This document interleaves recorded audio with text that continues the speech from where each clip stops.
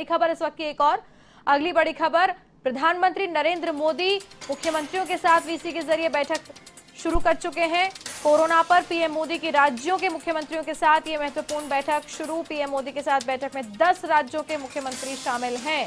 बैठक में महाराष्ट्र, यूपी, दिल्ली के मुख्यमंत्री शामिल हुए हैं। इसके अलावा कई और राज्यों के मुख्यमंत्री इस बैठक में शामिल। मुख्यमंत्री अशोक गहलोत भी मुख्यमंत्री जो हैं राजस्थान के, वो भी इस बैठक में जुड़े हुए हैं।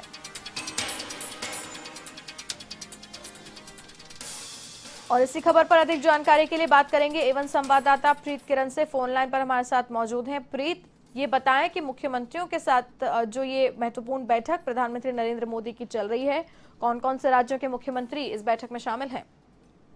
देखिए, तमाम राज्य जहाँ पर क्रिटिकल सिचुएशन है, चाहे वो दिल्ली हो, महाराष्ट्र, यूपी, राजस्थान, छत्तीसगढ़, तमाम जो राज्य हैं वहाँ पे जहाँ जहाँ पे क्रिटिकल सिचुएशन है, सभी मुख्यमंत्री इस बैठक में शामिल है। मुख्यमंत्रियों की तरफ से साफ ये अपील की जा रही है कि जो डिमांड की जा रही है ऑक्सीजन की, वो समय पर दी जाए तो ज्यादा बेहतर होगा, क्योंकि कई राज्यों में अंतिम समय पर अस्पताल जब इन्फॉर्म करते हैं राज्य सरकारों को, ऑक्सीजन राज्य सरकार नहीं पहुंचा पाती है। ऑक्सीजन की सप्लाई समय पर ना होने की वजह से पेशेंट्स की मौत भी होती जा रही है।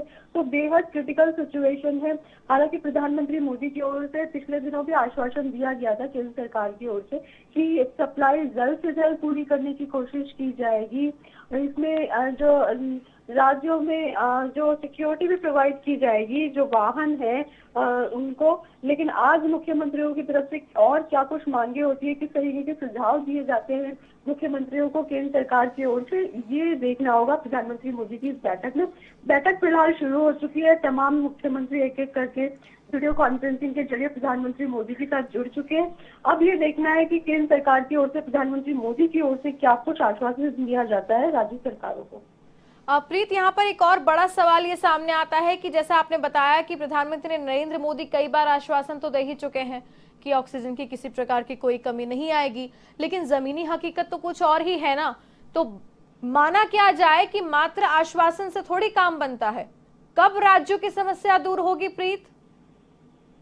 जी बिल्कुल, ठीक इसी अंदाज में राजस्थान की ओर से, दिल्ली की ओर से ये मांग की गई थी कि 18 वर्ष से अधिक के जो युवा हैं उनको वैक्सीनेट किया जाए। ऐसे में केंद्र सरकार की तरफ से इसका हल ये निकाला गया कि वैक्सीन का निजीकरण कर दिया गया। 50% केंद्र सरकार के पास वैक्सीन रहेगी और 50% में राज्य सरकारों और निजी संस्थाओं को ये वैक्सीन दी जाएगी। और वैक्सीन के दाम भी बढ़ गए। अब जो विपक्षी दल है, अन्य राज्य है, वो ये आरोप लगा रहे हैं कि केवल और केवल इसमें मुनाफाखोरी हो रही है। जो वैक्सीन के दाम है उनमें समानता क्यों नहीं है। आज की बैठक में मुख्यमंत्रियों की ओर से ये मुद्दा भी उठाया जाएगा और साथ में जिस तरीके से ऑक्सीजन की लगातार मांग की जा रही है, समय पर क्यों नहीं पहुंचाई जा रही है। हरियाणा जैसे राज्य में जहां पर ऑक्सीजन का उत्पादन होता है, हरियाणा ऑक्सीजन की सप्लाई नहीं कर पा रहा है। इसमें कहीं ना कहीं केंद्र सरकार की चूक है, जो राज्य को सही से दिशा निर्देश नहीं दिए जा रहे हैं। समय पे